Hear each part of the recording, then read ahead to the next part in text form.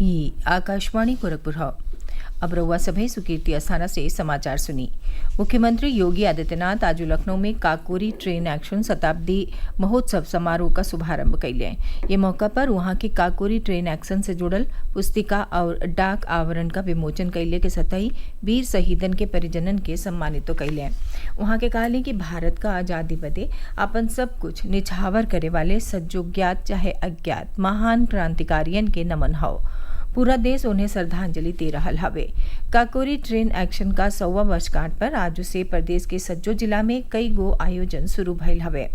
यही क्रम में कानपुर के नानाराव पेशवा स्मारक पार्क में काकोरी ट्रेन एक्शन से जुड़ल प्रदर्शनी का आयोजन कइल गइल। यही मौका पर कैबिनेट मंत्री नंद गोपाल नंदी शहीदन के मूर्ति पर माला चढ़ा के उन्हें श्रद्धांजलि दिहाले और पौधा रोपले।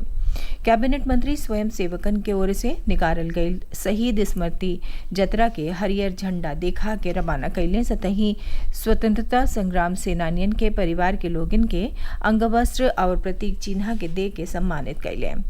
बदायूं में राज्य मंत्री दिनेश प्रताप सिंह स्वतंत्रता संग्राम सेनानियन के परिजनन के मारा पहना के सम्मानित कैले। ता ओही कृषि मंत्री सूर्य प्रताप शाही अयोध्या के मंडल कारागार में काकोरी एक्शन के नायक शहीद अशफाकुल्ला खां के शहादत स्थल पर पहुंच के उन्हें श्रद्धांजलि दिहाले। बनारस में स्कूली लड़के सांस्कृतिक और देशभक्ति कार्यक्रम प्रस्तुत कैले। कैबिनेट मंत्री अनिल राजभर ये मौका पर स्वतंत्रता संग्राम सेनानियन के नमन करत कहले कि खाली 40 को देशभक्त का टीम काकोरी ट्रेन एक्शन जैसन कार कैल रहे जवन उनकर जज्बा और हौसला के दिखावत हौ। ये मौका पर महाराजगंज और गोरखपुर में चित्र प्रदर्शनी और पेंटिंग प्रतियोगिता का आयोजन भइल।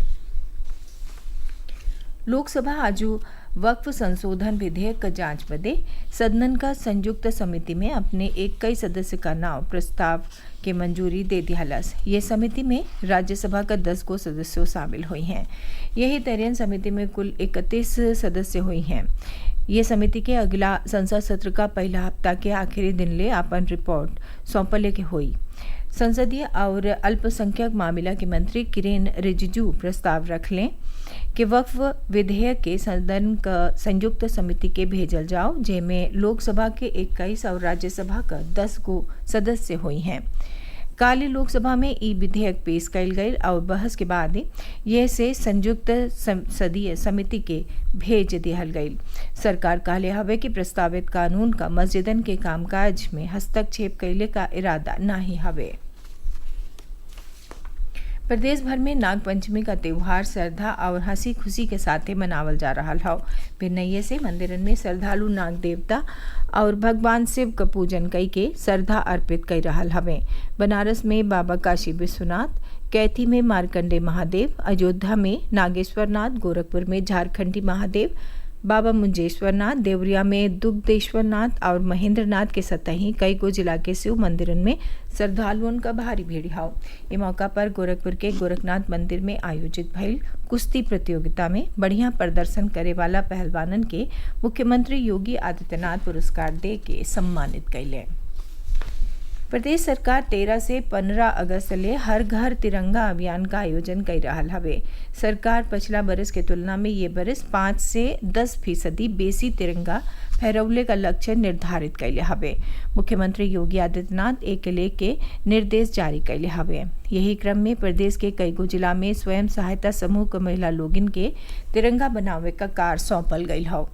कई गो सामाजिक संगठनों तिरंगा बांटत हवे और प्रदेश के कई गो जिला के स्कूल आ कॉलेजन में हर घर तिरंगा अभियान में स्लोगन पेंटिंग वाद विवाद के सतही कई गो प्रतियोगिता का आयोजन कइल जा रहा हौ। प्रदेश के कई गो जिला में बरखा भइले का सिलसिला जारी हौ और हर पहाड़न पर लगातार हो रहा बरखा और बंधा से पानी छोड़े जाने के नाते कई गो नदी का जलस्तर खतरा के चिन्ह के पार हो गई हौ, चाहे ओकरे नगीचे हौ।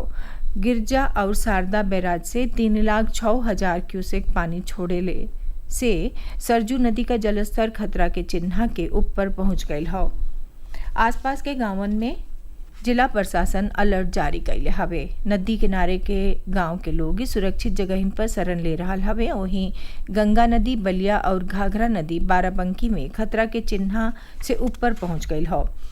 एकरे अलावा गंगा नदी बदायूं, शारदा नदी लखीमपुर खीरी और घाघरा नदी अयोध्या और बलिया में खतरा के चिन्हा के नगीचे हौ। समाचार पूरा भइल। नमस्कार।